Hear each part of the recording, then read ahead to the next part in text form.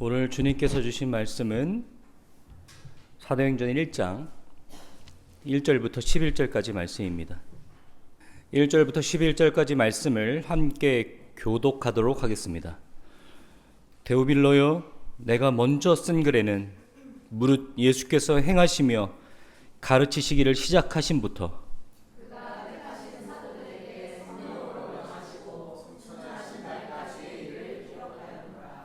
그가 고난받으신 후에 또한 그들에게 확실한 많은 증거로 친히 살아계심을 나타내사 40일 동안 그들에게 보이시며 하나님 나라의 일을 말씀하시니라.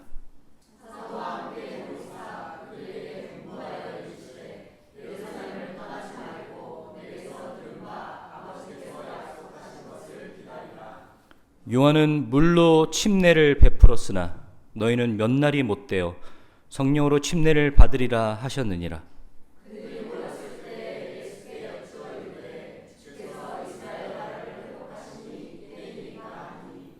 이르시되 때와 시기는 아버지께서 자기의 권한에 두셨으니 너희가 알 바 아니요.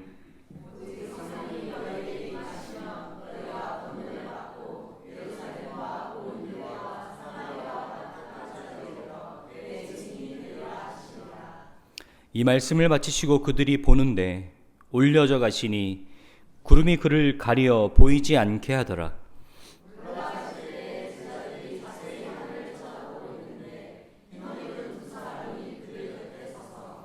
이르시되 갈릴리 사람들아 어찌하여 서서 하늘을 쳐다보느냐.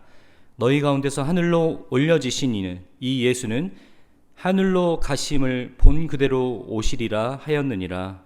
아멘. 오늘부터 여러분들과 함께 사도행전 말씀을 나누려고 기도하면서 준비했습니다.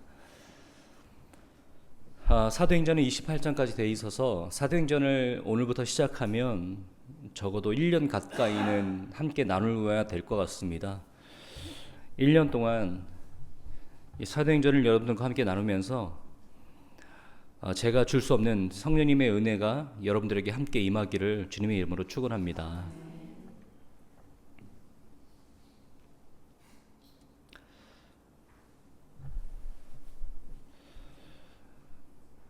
야고보서에서 같은 주제로 이야기했듯이 신자의 삶이 녹록치 않습니다.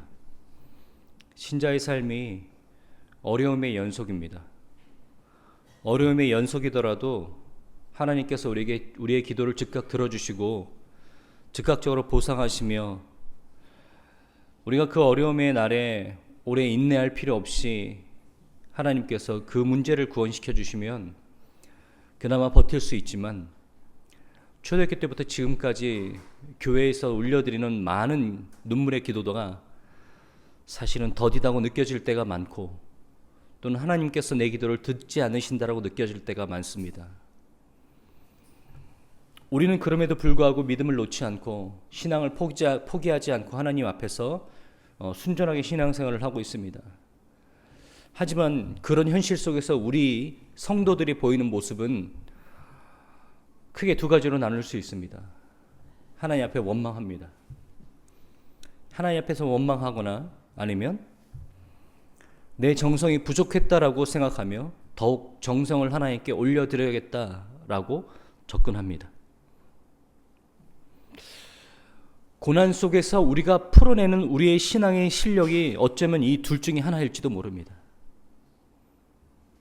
하나님 믿는다고 찬양하고 예배드리지만 사실은 하나님 원망하거나 하나님 의심할 때가 많습니다. 아니면 곧 정성이 하나님을 감동시켜 하나님께서 나에게 필요한 복을 주실 거라고 생각하며 더욱 정성으로 일관하는 신앙생활. 이 신앙생활이 정말 옳은 신앙생활일까요? 오늘 사도행전을 시작하면서 오늘 사도행전이 이야기하고 있는 이 주제 키워드로 다시 한번 결부시켜서 말씀드리면 이런 신앙생활이 정말로 우리가 믿는 부활 신앙생활입니까? 이런 신앙생활이 정말로 우리 안에 계신 성령님으로 말미암는 신앙생활입니까?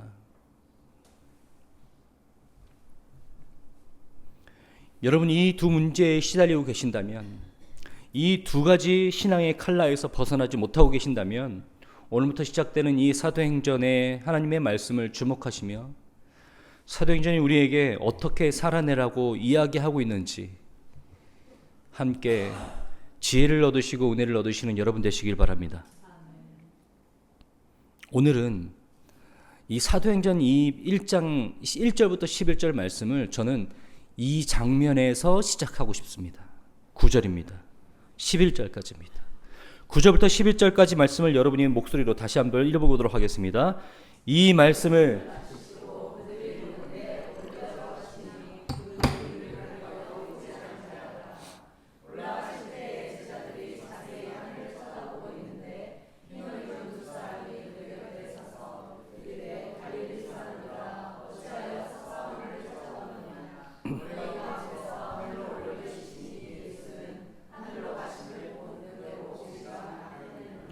아멘.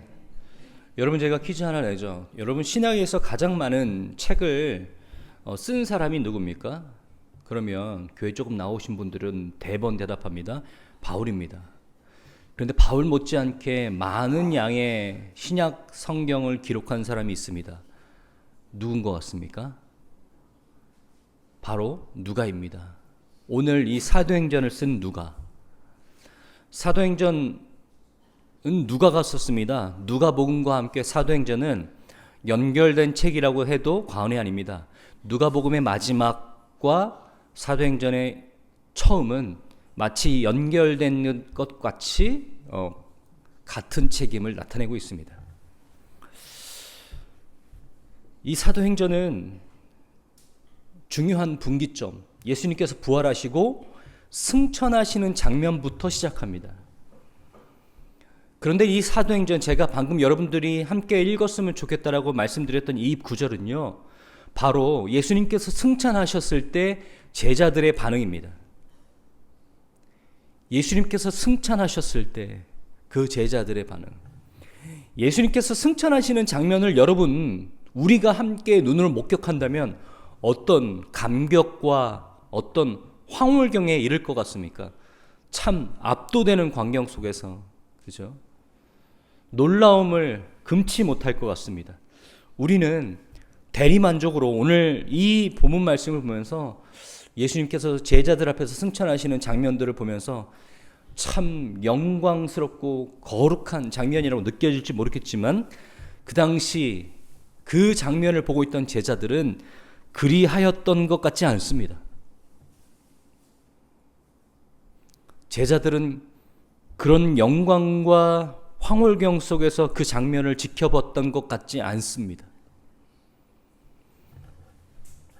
제가 그 장면을 좀 자세하게 재현해서 말씀드릴게요. 예수님께서 올라가셨어요. 1장 8절 지상 대명령을 그들에게 말씀하시고 올라가셨습니다.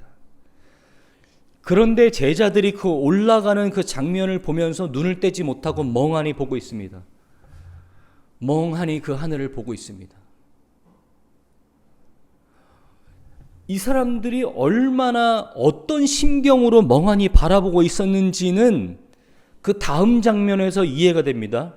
설명하고 있습니다. 천사가 내려와서 그들에게 말합니다. 마치 그들의 그 멍한 정신을 깨우기 위해서 이 천사가 얘기합니다. 갈릴리 사람들아, 너희가 어찌하여 서서 하늘을 보고 있느냐? 너희 가운데 하늘로 올리신 이 예수는 하늘로 가심을 본 그대로 오시리라 하였느니라. 지금 이 천사가 이야기하고 있는 이 흰옷 입은 두 사람이 이야기하고 있는 이유는 뭡니까? 지금 그들이 소위 말해서 멘탈이 붕괴되고 있는 장면이에요. 이것을 대사 없는 이 성경에서 제가 대사를 하나 넣어서 설명해 드릴까요? 하나님, 이대로 올라가시면 어떻게 합니까? 하나님, 가버리시면 어떡합니까? 이런 마음, 이런 말들을 서로 속에서 하고 있었을 겁니다. 아니, 이대로 가신다고요? 아니, 진짜 가셨어요? 이대로 가셨어요. 진짜 가셨네. 왜 이랬을까요, 제자들이? 왜 이런 반응을 보였을까요? 6절에 그런 이야기가 있습니다. 그들이 모였을 때 예수께 여쭈어 이르되 주께서 이스라엘 나라를 회복하심이 이때니까 하니. 제자들은 믿지 않았습니다. 예수님께서 진짜로 부활하실 것을. 제자들은 믿지 않았습니다. 예수님께서 정말로 죽음을 이기실 것을 믿지 않았어요. 왜냐하면 여러분, 그들이 믿음 없다고 욕하지 마십시오. 여러분들이 3년 동안 먹고 마시고 함께 자고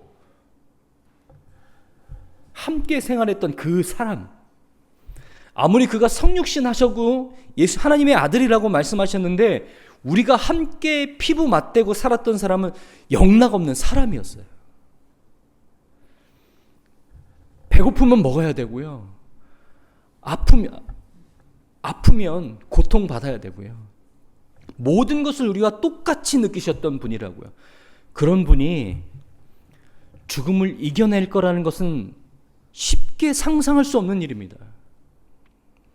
그들은 정말로 예수님께서 부활하실 거라는 것을 생각하지 못했어요. 믿지 못했습니다.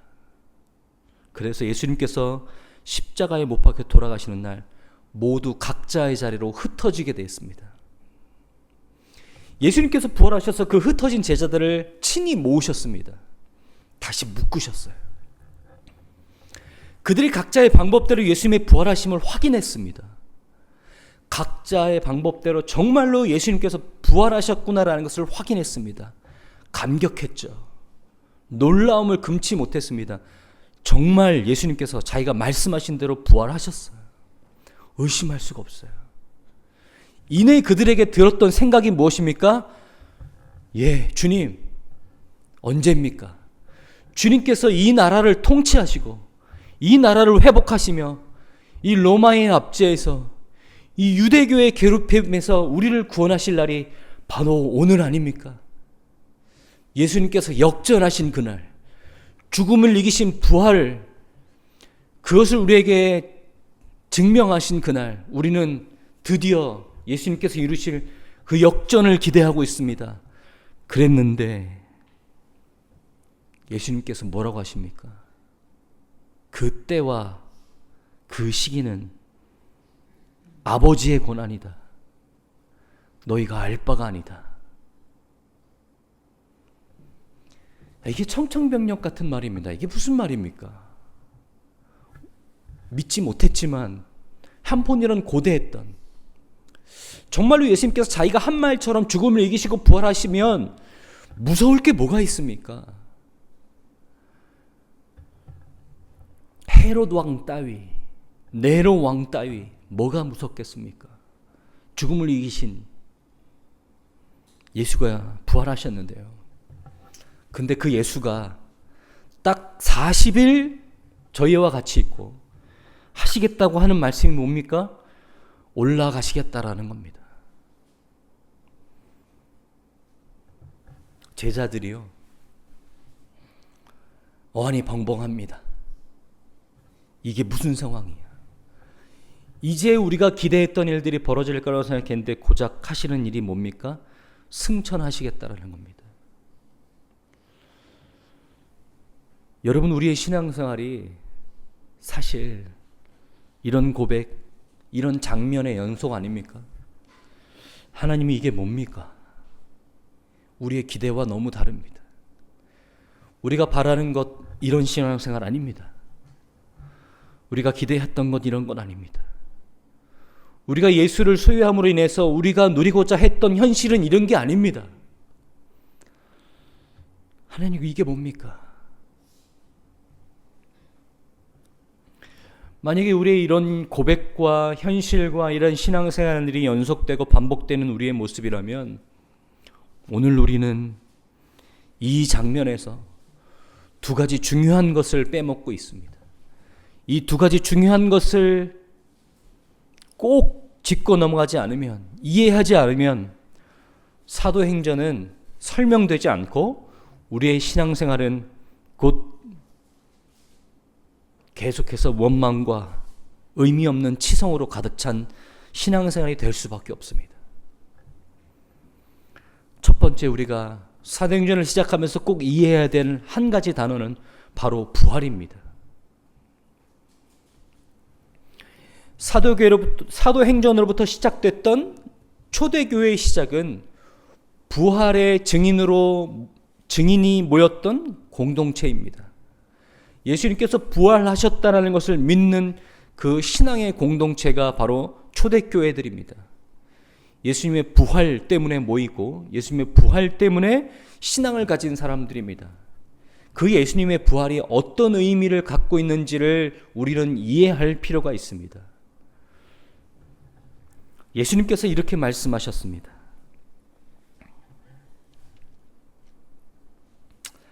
오직 성령이 너희에게 임하시면 권능을 받고 8절입니다. 예루살렘과 온 유대와 사마리아와 땅끝까지 이르러 내 증인이 되리라. 오직 성령이 너희에게 임하시면 너희가 권능을 받고 라고 되어 있어요. 예수님께서 말씀하시는 이 권능, 이 두나미스, 이 권능은요, 예수님께서 사도행전이 시작되기 직전 자기가 이 권능을 갖고 있다라고 말씀하셨습니다. 자기가 갖고 있는 이 권능, 권세, 그것을 성령이 임하시면 너희가 받게 될 것이다 라고 얘기하고 있습니다. 마태복음 28장 18절에서 20절입니다. 같이 읽겠습니다. 시작. 예수께서 나와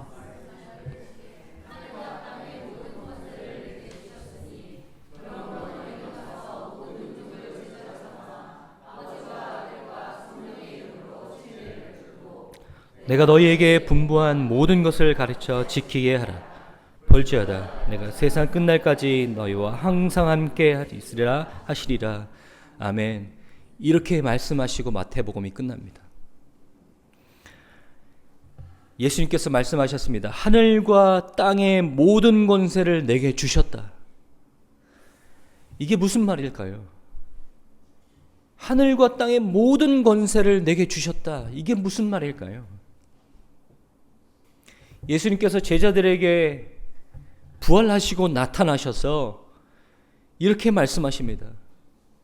하늘과 땅의 모든 권세가 내게 있다. 하늘과 땅의 모든 권세라고 하면 무슨 권세인 것 같습니까? 여러분, 우리가 하늘과 땅에서 누리는 이 모든 세상의 것들이 어떤 사람들은 많이 가지고 있고 어떤 사람들은 적게 가지고 있고 어떤 사람들은 더 높은 꿈을 꾸고 어떤 사람들은 소박한 꿈을 꾸면서 살아갑니다. 각자의 비전과 계획과 삶의 욕심들이 있습니다. 내가 누리고자 하고 싶은 삶의 영이들이 있습니다. 그런데 이 모든 것들이요, 어떤 권세 앞에서 무릎 꿇을 수밖에 없습니까? 다시 말해서 어떤 것 앞에서 아무 의미 없게 됩니까? 바로 사망이라는 거예요. 우리가 무엇을 누리고 무엇을 꿈꾸며 무엇을 계획하던 그것은 사망 앞에서 아무런 힘이 없습니다. 다시 말해서 사망이 모든 권세를 쥐고 있습니다. 그런데 예수님께서 그 사망을 이기시고 다시 살아나셨습니다. 예수님께서 말씀하시는 이 권세는 뭡니까? 하늘과 땅의 모든 권세를 내가 갖고 있다는 것은 이 사망을 이기신 권세를 갖고 있다는 거예요. 그러면서 그 예수님께서 바로 시작되는 제자들을 모아놓고 하늘로 승천하시며 지상명령, 마태복음 28장에 하셨던 그 말씀을 다시 한번 그들에게 명하십니다. 너희는 가서 성령의 권능을 받고 증인이 되라. 성령으로 말미암아 권능을 받는다는 것은 내가 가진 그 권세, 성령으로 말미암아 너희에게 주어지거든. 내가 받은 그 권세가, 내가 가지고 있는 권세가 성령으로 말미암아 너희에게 주어지게 되어 있다. 그 권세로 말미암아, 그 권능으로 말미암아 너희는 땅 끝까지 가서 증인이 되라라고 말씀하시는 거예요. 갈라디아서 2장 20절 함께 보겠습니다. 같이 읽겠습니다. 시작. 내가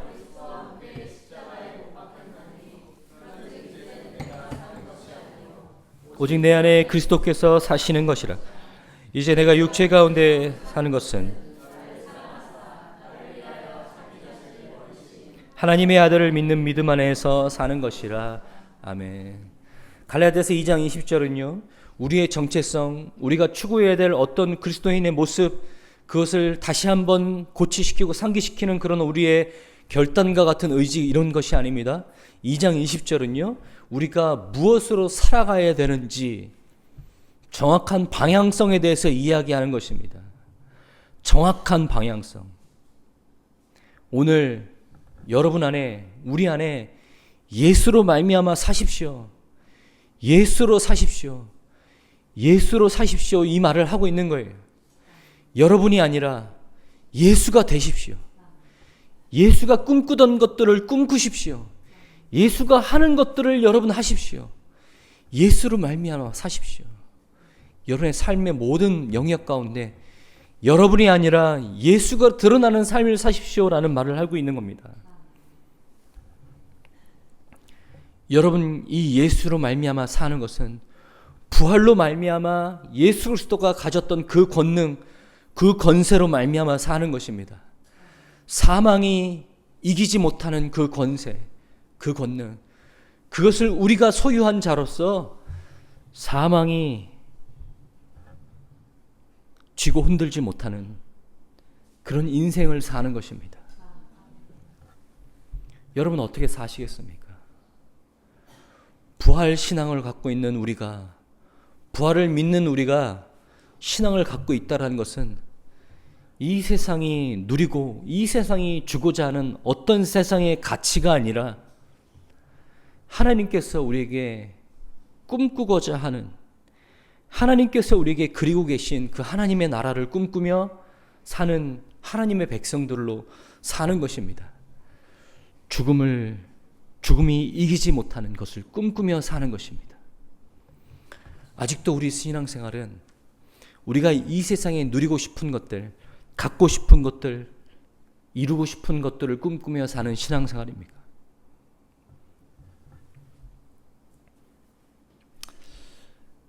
이 부활로 말미암아 교회가 세워지고 우리의 신앙이 시작되었습니다. 하나님께서 죽음을 이기시고 죽음을 이기셨다라는 것은 우리가 예수 그리스도께서 우리에게 부여하신 모든 권세와 권능을 성령님으로 말미암아 부여받았다라는 것을 의미합니다. 그것은 죽음도 떼어놓지 못한, 죽음도 우리를 갈라놓지 못한 그 소망을 품고 사는 사람들입니다. 그 소망이 여러분들 안에 함께 있기를 바랍니다.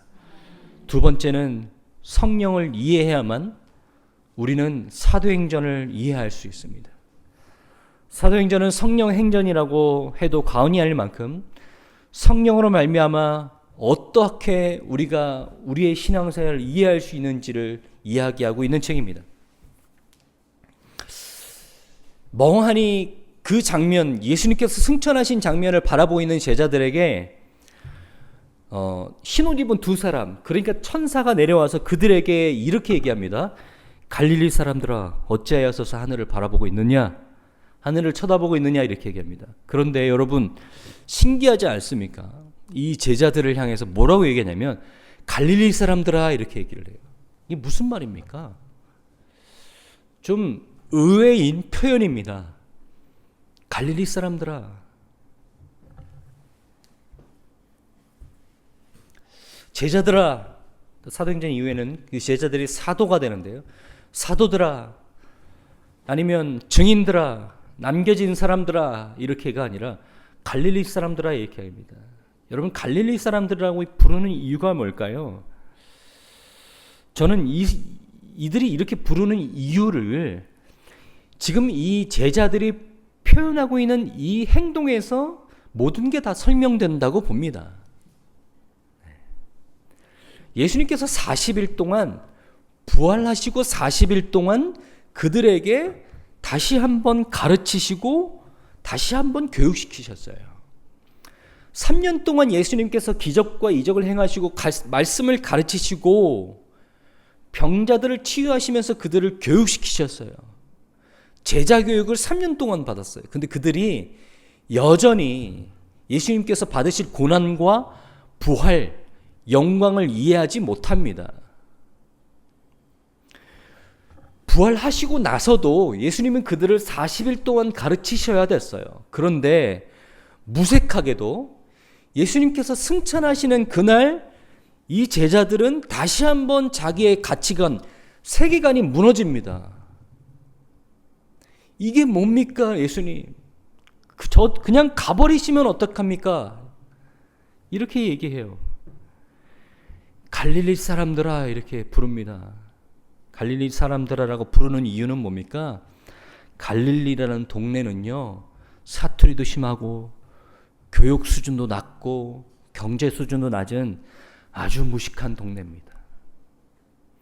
나사렛에서 어떻게 선한 것이 나올 수 있겠느냐라고 이야기할 정도로 나사렛, 갈릴리는요, 그런 도시예요. 그런 도시에서 예수님께서 나셨고 그런 도시에서 예수님께서 제자들을 부르셨습니다. 오늘 그 이야기, 그들이 제자 되었던 날 서 있던 그 지명을 다시 한번 이 천사가 부르면서 나사렛 사람들아 어찌 서서 하늘을 쳐다보느냐라고 얘기합니다. 그 무식한 사람들, 그 몰상식하고 몰 이해를 가지고 있는 사람들을 다시 한번 부릅니다. 저는 고린도전서 1장에서 사도행전이 사도된 우리, 예수님의 제자와 증인된 우리에 대해서 어떻게 설명하고 있는지 이 말씀이 다시 한번 떠오릅니다. 26절과 29절입니다. 같이 읽겠습니다. 형제들아 너희를 부르심 따라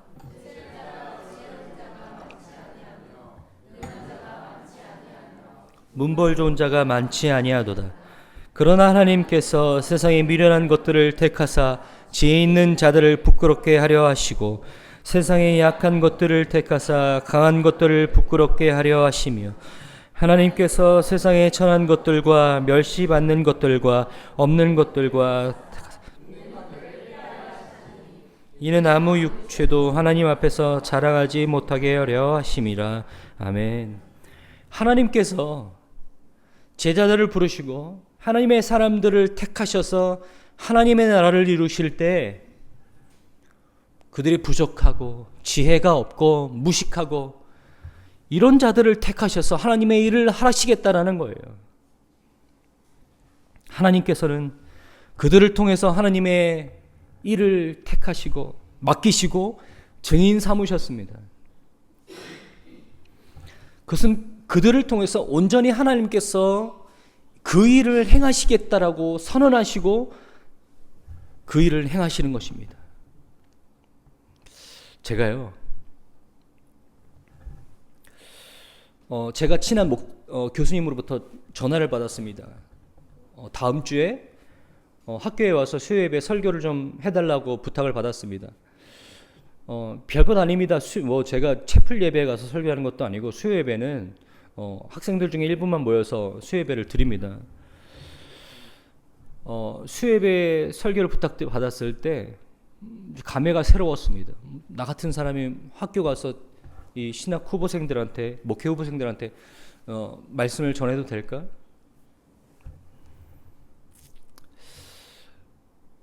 제가 어떤 사람이었는지 여러분 아세요? 제가 고등학교 때 지금 분당 우리 교회가 있는 성림고등학교 다녔습니다. 미션스쿨 다니면서 신앙부장 하라는데 그거 하기 싫어서 제 아버지 목사님인 걸 속였던 사람입니다. 그러다가 선생님한테 끌려가서 맞았죠. 나중에 밝혀지니까요. 제가 그렇게 제 현실을 거부했던 사람이에요. 제가 신학교 갔습니다. 고등학교 졸업하고. 어떻게 갔냐고요? 아버지가 신학교 가라 그랬을 때 절대 싫다고 했습니다. 어떤 전도사님 만났습니다. 은혜 받고 수련회 따라다니다가 그 수련회에서 경험한 은혜가 감격스럽고 달콤해서 맹목적이고 무모하게 신학교 가겠다고 다짐하고 신학교 갔습니다. 갔는데 제가 얼마나 이질적인 사람이었는지 아십니까? 제가 목사님 아들인데요. 그 신학교 안에서 얼마나 이질적인지 갔는데 저를 그 사람들이 뭐라고 부르는지 아세요? 형제님이라고 부르는 거예요. 이게 무슨 얼마나 불편하든지. 형제님, 자매님 이렇게 부르는데 얼마나 불편하든지. 너무 낯설어요. 이 신학교 환경이. 학교가 끝나면, 수업이 끝나면 겉으로 떼도 방황합니다. 대전을 제가 처음 가봤거든요. 오늘 수업 끝나면 대전 한 바퀴 돕니다. 버스 타고. 친구도 없어요. OT를 안 가서. 그런데 수업에 들어가면 이 사람들이 날다 길다 한 사람들이 왔잖아요. 교회에서. 부침성은 얼마나 좋은지. 나 오늘 처음 보는데 나보고 형제님이라고 부르면서 말을 시키는 거예요. 얼마나 불편하든지. 한 달을 대전을 뺑뺑 돕니다. 수업 끝나고 도망가면서 그랬던 사람이에요. 제가. 소명이 어디고 믿음이 어디 있습니까? 그냥 뭐 때문에 왔어요? 수련회 가서 은혜 받은 것 때문에 신학교 왔어요. 그랬던 사람이라고요. 그 사람을 하나님께서 쓰시겠다고 저도 이해하지 못하는 그 현실 속에서 저를 부르셨더라고요. 제가 어렸을 때 아버지 보면서 저 왜 신학교 가기 싫었는지 아세요? 아버지 사시는 모습 보면서 저렇게는 못 살겠는 거예요. 맨날 책 보고 맨날 기도하고. 제가요, 다른 건 모르겠어요. 꿈은 없었어요. 뭐가 되고 싶었는지 뭘 모르겠는데 뭐가 되기 싫었는지 아세요? 회사원 되기 싫었어요. 맨날 회사 가고 맨날 책상에 앉아 있는 거 못 하겠더라고요. 그러니 목사는 제가 되겠습니까? 되고 싶었겠습니까? 맨날 앉아서 책 보고 기도해야 되는데 제가 그거 어떻게 합니까? 회사원도 못 하겠는데. 근데 제가 그걸 하고 있어요. 맨날 앉아서 책 보고 기도하고. 제 삶이라는 건 없어요. 그거 제가 지금 하고 있어요. 그랬던 인간이 제 환경 거부하면서 목사님 아들이라는 거 숨기고 선생님한테 맞으면서까지 그렇게 거부했던 인간이 신학교 갔는데, 여러분 이방인이라는 책 보셨어요? 제가 이방인이에요. 그 신학교에서 가장 이질적인 존재가 저예요. 그랬던 인간이 하나님 일 하면서 목사 되면서 하나님의 일꾼으로 살고 있습니다. 하나님의 증인으로 살고 있습니다. 이게 왜 가능합니까? 이게 어떻게 해서 가능합니까? 저도 그랬죠. 저도 제가 목사 된 그 이유를 제 안에서 찾아보려고 노력했습니다. 그런데 아무 이유 없어요. 제가 어떻게 해서 목사 됐다라는 거 제가 설명할 수 없어요. 딱 한 가지입니다. 성령님께서 그 안에 거하시면 성령님이 그 안에서 권능이 되고 능력이 돼서 성령님께서 그렇게 하게 하십니다. 그 일을 가능하게 하십니다. 그건 처음부터 끝까지 성령님께서 하시는 일입니다. 성령이 너희 안에 임하시면 너희가 권능을 받고 예루살렘과 온 유대와 사마리아 땅 끝까지 이르러 내 증인이 되리라 하시니라. 예수님의 이 지상 명령 무엇 때문에 가능합니까? 성령님 때문에 가능합니다. 성령님께서는 이 무식한 사람, 이 아무것도 모르고 자기가 어떤 소명을 가지고 태어났는지도 모르고 자기의 신분도 거부하는 이 사람, 하나님께서 성령으로 말미암아 권능을 주셔서 하나님께서 하시겠다고 하시는 겁니다. 여러분 마찬가지입니다. 여러분이 하나님께서, 예수님께서 약속하신 그 성령 여러분에게 주셨습니다. 요한복음에 예수님께서 말씀하시죠. 내가 올라가는 것이 너희에게 유익이라. 약속하신 성령을 너희에게 주려면 내가 이 세상에서 올라가야 돼. 그 성령님께서 여러분 안에 계십니다. 여러분의 현실과 여러분이 가진 능력과 여러분의 우매함과 이런 것들 다 성령님께서 성령님의 권능으로 모든 것 이기고 사용하실 하나님의 중요한 도구가 됩니다. 저는 오늘도 그렇게 생각합니다. 하나님, 나같이 부족하고 하나님, 나같이 예수 믿는 게 어떤 건지도 모르고 거부했던 사람 하나님의 일꾼으로 세우셨다는 것은 나를 통해서 하나님께서 하나님 자신을 드러내시며 온전히 하나님께서 하나님의 능력으로 행하신 일이 이 사역이라는 것을 나타내시며 내가 아니라 하나님이 드러나시는 일을 사는 증인으로 삼겠다라는 것을 나는 오늘도 이해하며 여러분 앞에 섰습니다. 저는 오늘도 여전히 부족합니다. 저는 오늘도 누구 앞에 서서 하나님의 일을 증명하기에 증인으로서 살기에는 부족한 인간입니다. 하지만 저는 저를 믿지 않고 제 안에 계신 하나님, 제 안에 계신 성령님을 믿습니다. 그 성령님께서 동일하게 여러분 안에 계십니다. 부활에 이기신 예수님의 그 권능이 성령님으로 말미암아 여러분 안에 있습니다. 꿈꿀 수 없는 현실과 어려움 속에서 나 자신의 부족함 속에서 내가 아닌 성령님께서 여러분 안에 살아계시고 성령님께서 여러분 안에 여러분의 사도행전을 살게 하십니다. 다시 말해 증인으로서의 삶을 살게 하십니다. 하나님으로 말미암아 부르심 받은 모든 성령의 사람들, 여러분 증인으로서의 삶을 살아셔야 됩니다. 여러분의 삶이 여러분 자신이 아니라 예수 그리스도가 드러나는 삶의 증인으로서의 삶을 살아내셔야 됩니다. 여러분이 갖고 있는 현실, 능력에 마주해서 원망하고 가슴 치면서 사시는 현실이 아니라 성령님을 말미암아 꿈꾸고 소망하며 성령의 능력이 내 안에서 어떠한 일들이 펼쳐질 것을 기대하며 사시는 여러분 되시길 바랍니다. 사도행전을 바라볼 때 바울이 얼마나 대단하고 베드로가 한 일이 얼마나 대단한 일인지 주목하는 사람들이 있습니다. 그렇지 않습니다. 바울과 베드로라는 사람을 통해서 성령이 그들을 어떻게 변화시켜 놀라운 일들을 이루시는지를 바라보는 것이 사도행전을 바라보는 우리의 올바른 관점입니다. 우리가 그렇게 사도행전을 바라보면 우리 인생을 바라보는 시각도 달라집니다. 그 무식한 베드로, 그 나쁜 사람이었던 그 바울을 하나님께서 택하셔서 어떻게 변화시키시는지, 성령이 그 안에서 어떤 일을 하는지를 우리가 사도행전을 보게 되면 나 같은 사람, 우리의 인생 기대 안 할 수 없습니다. 기대 안 할 수 없어요.